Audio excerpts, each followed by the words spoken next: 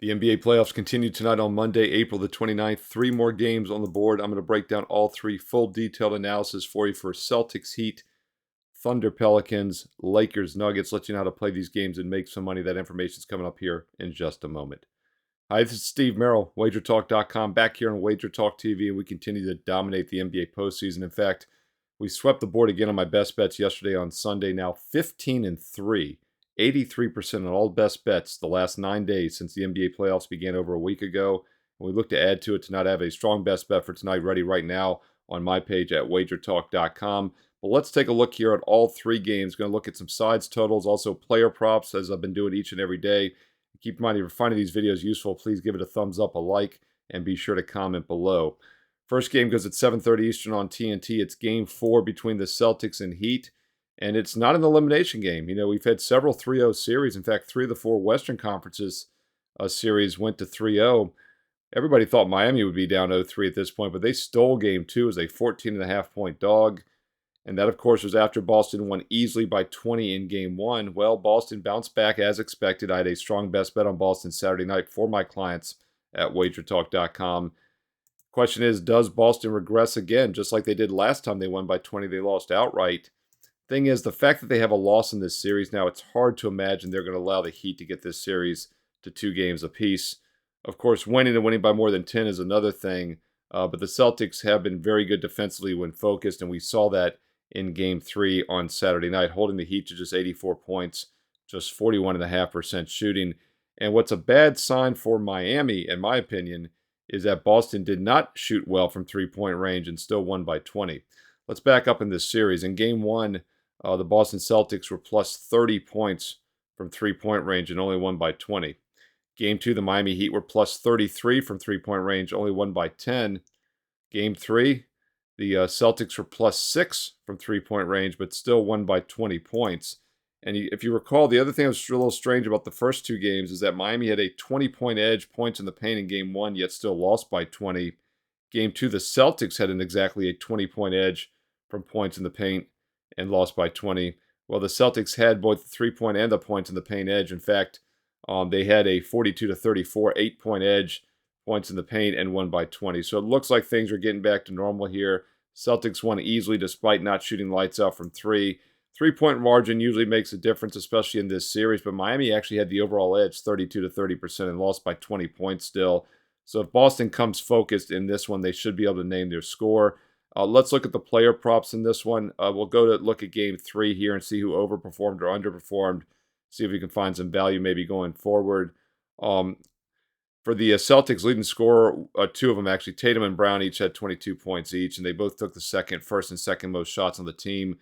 Tatum was only 2 for 7, though, from three-point range, and he did have 11 rebounds. He had a double-double. He's been a little bit of a zigzag guy in recent series, but the fact he didn't shoot well, I don't think he necessarily regresses here in Game 4, and that's another positive indicator for the Celtics as far as the game goes.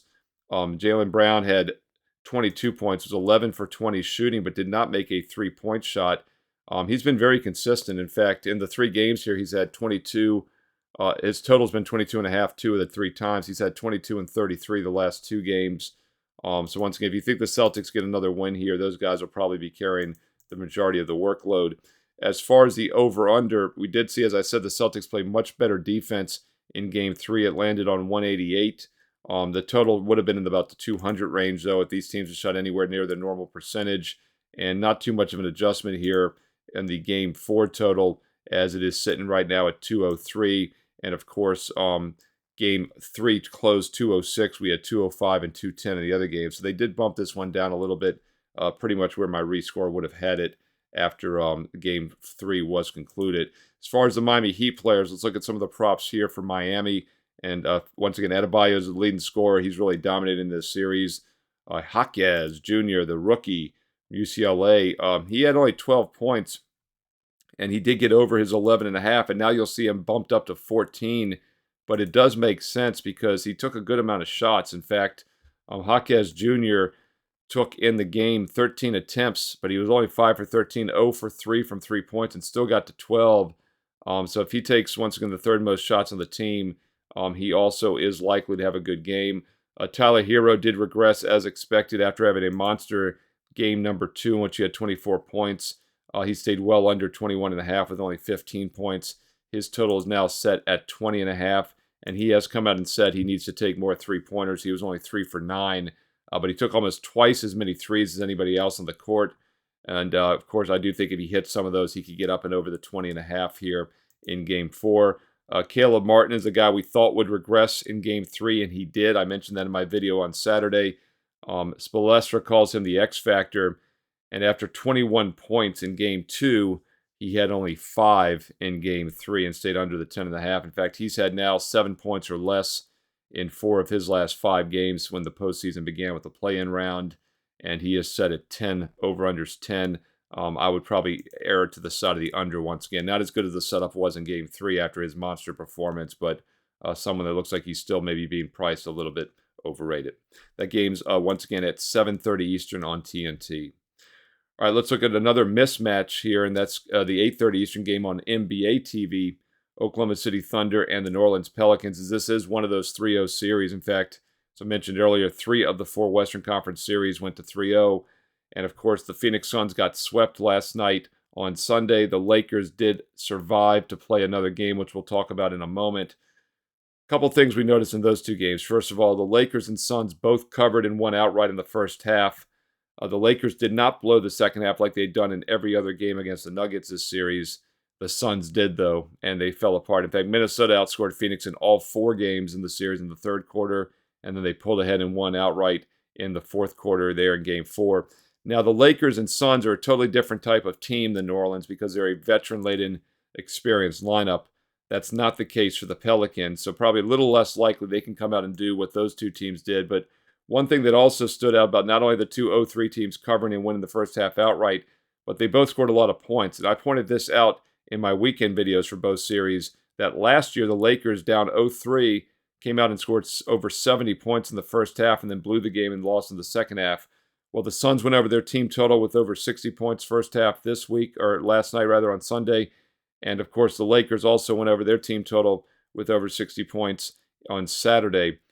So if you do like the Pelicans, I think there's a couple ways to play it. First of all, I would much rather prefer the first half than the overall game. The game line's around 5, and obviously the odds makers know this because the first half is only 1.5. So you can see the big adjustment here. Instead of laying 4.5 or 5, full game, the line should be about 2.5. It's only 1.5. So once again, the odds makers are saying New Orleans covering the first half is more likely than the full game. And I think this makes perfect sense.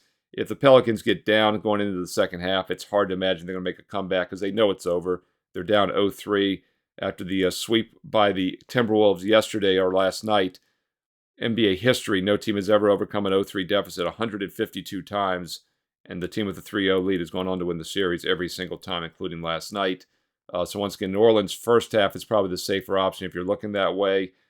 As far as the totals, I do lean over in the first half. I lean New Orleans team total over as well in the first half, over the 51. And Oklahoma City is more than capable and more than glad to play up-tempo. And that's another reason I think the over could be worth a look in the first half and even the game itself. Game itself is priced around the 205 range, and to put that in perspective with the other 3 games, we saw 216, 210, and 210. So this is 5 points lower than the last 2 games, and that, of course, is because we have had back-to-back games that were fairly low scoring, but both teams shot really poorly for the most part in those games at different aspects of the game. So I do think we get some value now, more of a loose atmosphere, and the reason this works a lot in these 3-0 series and the reason it worked in both the Phoenix and Lakers games the last couple nights is because the team down 0-3 plays loose. They have nothing to lose anymore. But the other teams sometimes take their foot off the gas with the defensive intensity a bit. And New Orleans was awful, 28 and 27% from 3 the last 2 games. If they shoot anywhere close to their norm, they can get up and over this total. And by the way, Game 2 did go over because it was a blowout. I said 2 unders. Game 3 stayed under with 191 points. Game 2 had 216 points, got up and over. But once again, those are both 210s. Now it's a 205. So I like the over in the game. First half over would be worth a look as well, as the 3-0 games often start pretty fast. As far as the player props here, let's look at Game 3's box score, dig in there and see if we see some guys that might bounce back. The first guy that jumps out to me is Chet Holmgren. He did not have a good game, and despite only 6 points, they still won the game by 21, and he was only 2 for 8 shooting. I look for a bounce back from Holmgren. He had 26 points in game 2, had 15 in game 1. The line's been 15.5 every game, bumped up to 16.5. He had only 6 points in game 3. Now it's back to 15.5. So I do look for Holmgren to have a nice game. I would take a look at his points prop over as he is in bounce back mode. Other guys that jump out to me as far as New Orleans goes, Ingram has obviously been shut down by Dort. I'd be careful with Ingram. I've talked about him each and every video. He has now gone under in all 3 playoff games in this series, and it's not a fluke. Since returning to the lineup in mid-April, in the last 6 games since he's come back, he has scored under this point prop in 5 of the 6 games. It's set at 21.5 once again, and he has had 19 or less in 5 of the 6 games since returning a few weeks ago from the month-long injury. And once again, the matchup with Dort, excellent Oklahoma City defender, is not looking good for Ingram. So I'd be careful with the Ingram props. Now, I do lean over in the game, so once again, you want to look for some over player props. I like Chet Holmgren for that reason, but I'd be careful with Ingram. He has yet to bounce back in roles like it looks like he might. Trey Murphy III could have a little bit of a better game. After putting up 21 in game 1, he's had only 8 and 10 points the last 2 games. His total was high as 17.5 in game 2. Now it's around 15, so they bumped this down a bit, but he's still getting a lot of shot attempts. He's had a good amount of shot attempts in the series. He was only 4 for 12, but played the most minutes, 43.5 minutes of anybody on New Orleans. So I do think Trey Murphy III over 14 to 15 points could be worth a look here in Game 4 on Monday night. That's at 8:30 Eastern on NBA TV. All right, one final game to talk about, and we do get a Game 5. Weren't sure we're going to get it, but the Lakers held on to win the other night. I'll get to this game for you in a moment. Just a quick reminder, I do have a strong NBA best bet for Monday ready right now on my page, Steve Merril, WagerTalk.com, and you might want to pay attention. I'm number 1 this season in the NBA, number 1 in the playoffs, and number 1 all-time in the history of WagerTalk units 1 in the NBA, and we are smoking them off to an 11-2 start in the NBA playoffs. Also 4-1 in baseball over the past week. That's a combined 15-3, 83% since the NBA playoffs began 9 days ago. In fact, we have swept the board 8 of the last 9 days. We only had 1 off day, and that was Friday. We went 0-3. We are 15-0 the other 8 days. Just shows the importance of playing consistently, not picking or choosing one game or one day. I know everybody got excited after our 12-0 start, so they jumped on Friday, and we went 0-3. And everyone thought the sky was falling. Well, we came right back and went 3-0 this weekend. So now 15-3 the last 9 nights, including perfect sweep on 8 of those 9 days. Don't try to time this. Just get on board, play consistently each and every day. Still have that special offer. If you haven't gotten the rest of my playoffs, you can still do so. You missed a perfect sweep on Saturday and Sunday. We had the Celtics in that 20-point blowout on Saturday. Had the Clippers first half, an easy blowout winner in the first half yesterday on Sunday. And I've got another strong best bet going tonight on Monday in the NBA. Get tonight's play for 25 or get the rest of the playoffs for just 165 the next 2 months. Every basketball play every day for the rest of the season through the finals in late June. It's normally 195, but with promo code PLAYOFFS, you get it for just 165. It's a $30 discount instantly when you use promo code PLAYOFFS. Go to the right side of my page, the drop-down menu basketball, select the rest of the NBA season, and enter promo code PLAYOFFS at checkout for an instant $30 discount. Also have all sports specials available on my page as well if you want baseball and basketball. Once again, 15-3 all sports, 11-2 start in the NBA playoffs, and 4-1 in baseball over the past week as well. And we will be amping up the baseball. We usually average 1 to 2 plays a day, more so here as the season starts to amp up. So it's a great time to get on board all sports, all access. Steve Merril, WagerTalk.com. And don't forget about the daily free plays I post on my page as well. Get there quicker with shortcut WT.buzz/SM. All right, let's look at the final game tonight at 10 o'clock Eastern on TNT. Lakers and Nuggets.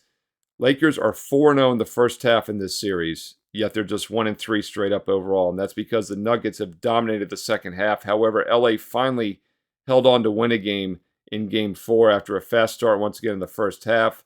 So the question becomes, how do we play this one?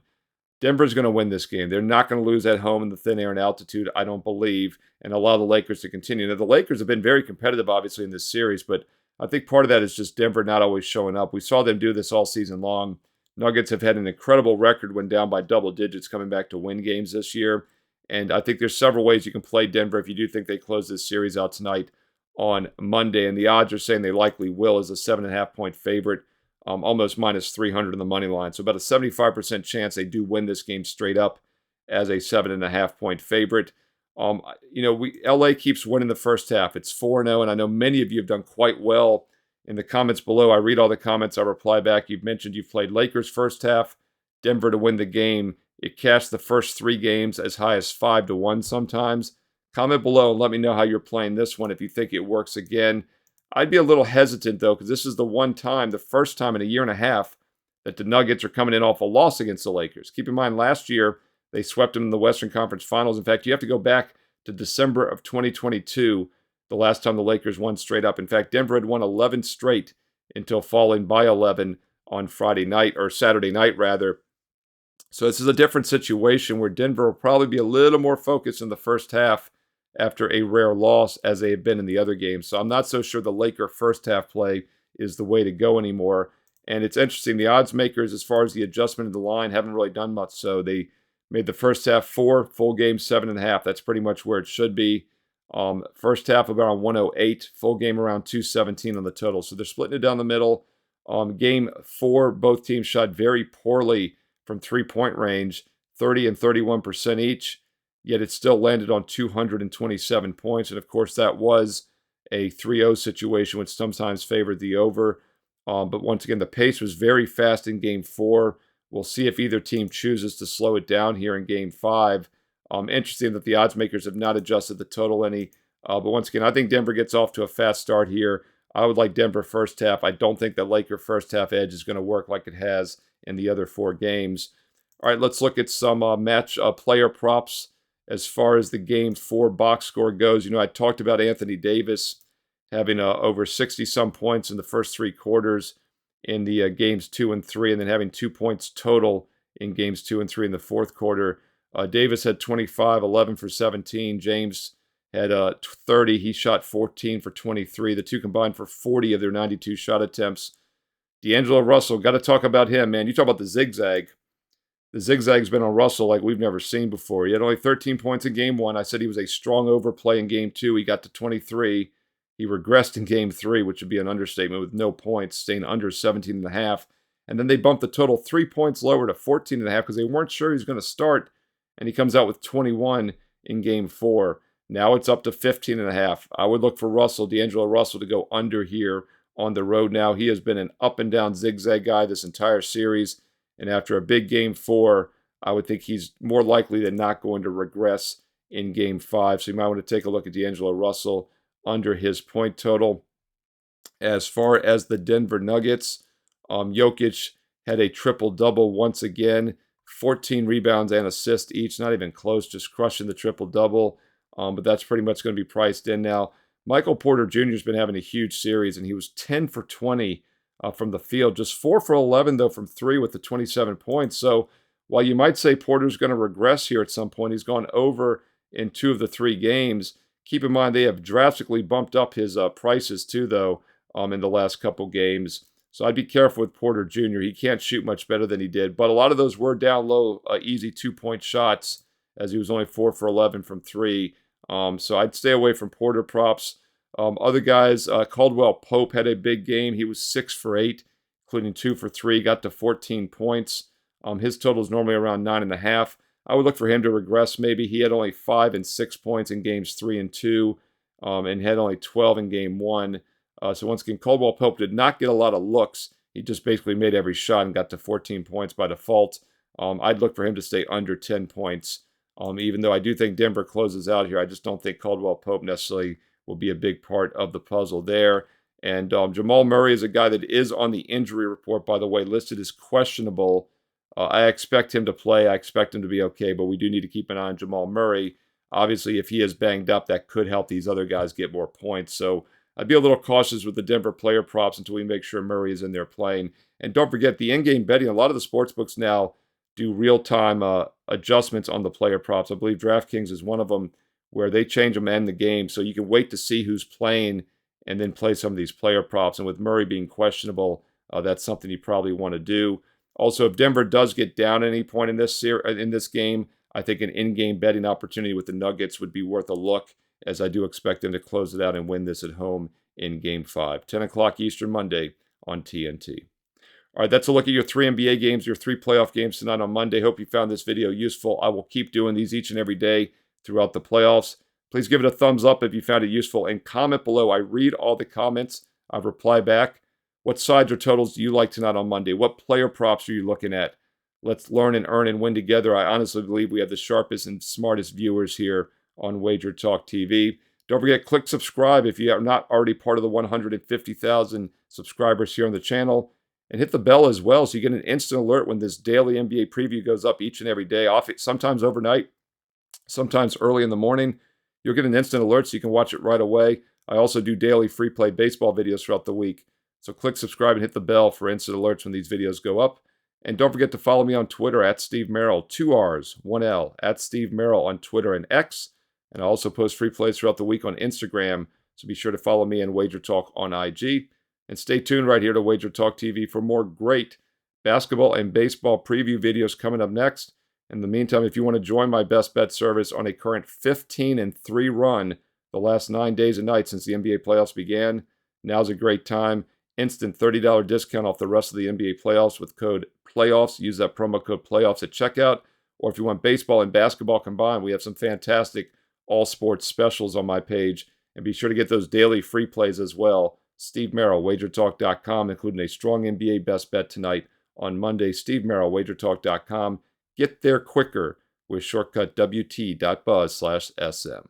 Thanks for watching, and I'll talk to you again soon here on WagerTalk TV.